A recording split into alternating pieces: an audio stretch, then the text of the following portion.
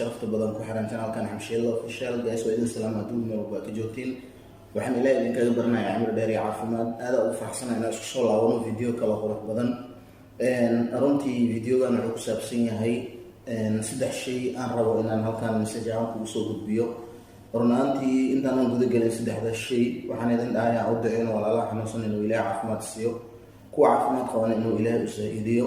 maxaa yeelay maanta haddii ay xanuunsan yihiin beri anaga xanuunsan karno.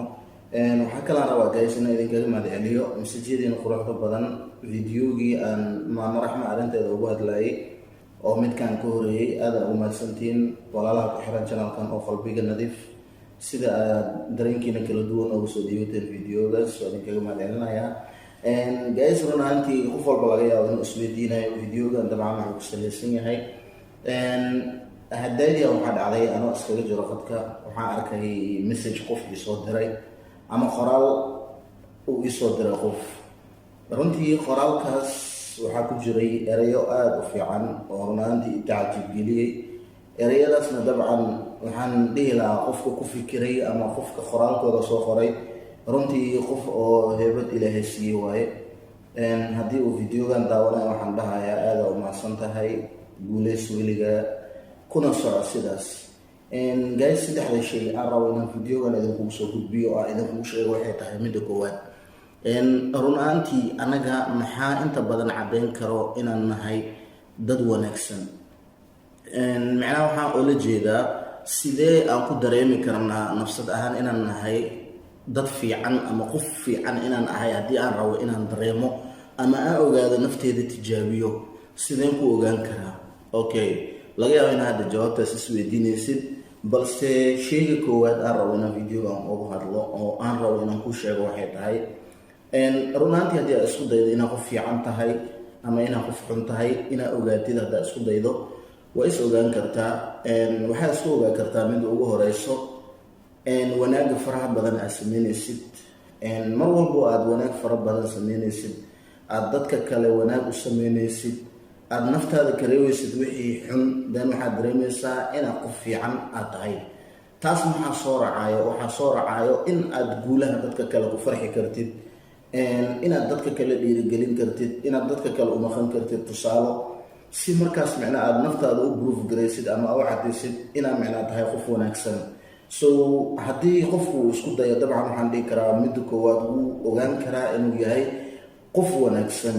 so dabcan haddii aad tahay qof xun dabcan waa is dareemi kartaa oo waxaad ka dareemi kartaa behaviorkaaga adiga sidaa u dhaqmaysid dabeecad ahaan ama hadalladaada dadka aad kula dhaqmaysid ama dadka aad ku dhex jirtid sida aad ku tahay. so dabcan waxaan dhihi karaa waa isfahmi karaa qofka. taas waa midda kale labaad guys, waxaan rabaa inaan idin sheego مثلا annaga dhammaan waxaa laga yaabaa inaan riyada ka simannahay oo qof walbo anaga naga mid ah uu riyoodo. okay, markaan riyoono waxaan ku riyoonaa different, waxaan u riyoonaa different, I mean waxaan ku riyoonaa waxyaalo kala duwan.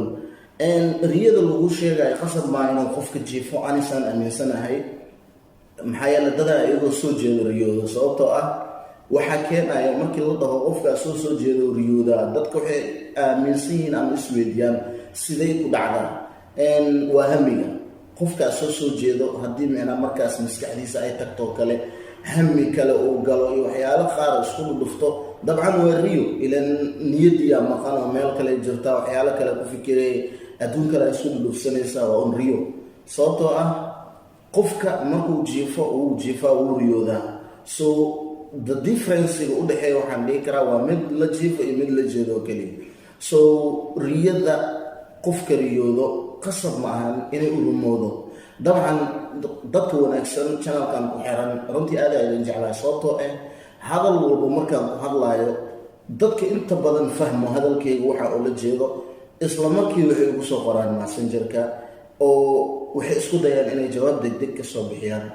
dadkaasna waxaa fast uga ah Najma Salaad, waa gabar walaasheeda oo aad aan u jeclahay oo waxbarashada xaggeeda ku fiican. maxaa yeelay inta badan waxay isku daysaa markii aad wax ka hadlaysid, mawduuca aad ka hadlaysid inay kasoo falceliso ama wixii exactly markaas adiga aad ka hadlaysa ay ku sheegto.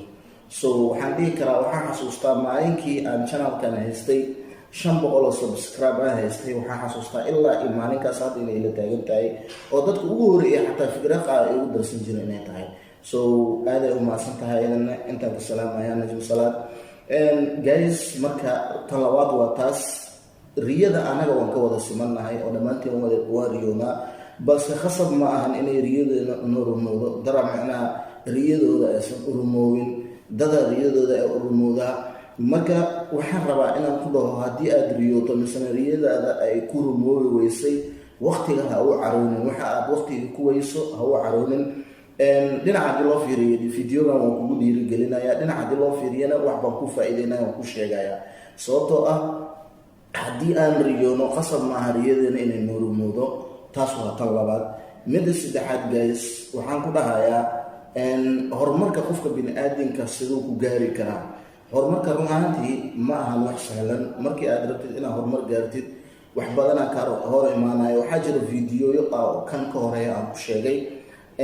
dabcan laga yaabo marxalad walba annaga waxaan nahay, haddii aan nahay youtubers, waxaa idin soo gudbinaa messageka aan idin soo gudbino waa message marxaladaas adiga aad ku sugan tahay, aad u baahan tahay dhiirigelin ama ra'yi si aad ugu baxdo marxaladda aad ku sugan tahay, ama message marxaladiisa aad beri geli doontid si aad markaas usii ogaato, ugu foojignaato waxyaalaha qaar oo aad beri ugu fiirsato. messagena waxaan kugu soo diraynaa futureka. ilaan dabcan waxaa laga yaabaa inaad futureka naqatid qof waxyaalahan oo dhan soo maray oo inta ka dhimanna macnaa ka faa'iidaysta messajyada aan usoo dirayna. anaga qasab ma aha qofka messajka usoo dirayna inuu qaato, balse waxaan jecelnaha wixii anaga nala wanaagsan ama u aragno wanaag inaan usoo gudbino qofka markaas aan dareemeyno inuu yahay maxaa la dhihi lahaa faniskeena noogu xiran yahay, mar walbana videoyadana fiirsado adduunka meel walba uu ka joogo.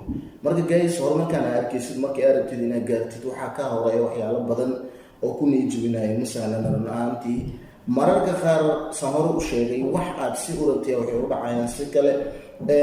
niyadjab kugu imaanaya. niyadjabkaas waxaa loo baahan yahay inaad macnaha ka talaabsan kartid oo markaas aad focus garayn kartid wixii aad markaas adiga jirada ku haysay ama hamiga aad markaas lahayd. matalan waxaa dhici karta mararka qaar adigoo markaas oo wax isku haweeyey oo wax isku toosiyey oo rabo inaad macnaha howl qabatid, kaba soo qaad for example video camal rabtaa inaad duubtid. videogii muddadii aad duubi lahayd waxaa ka dhiman 1 saac.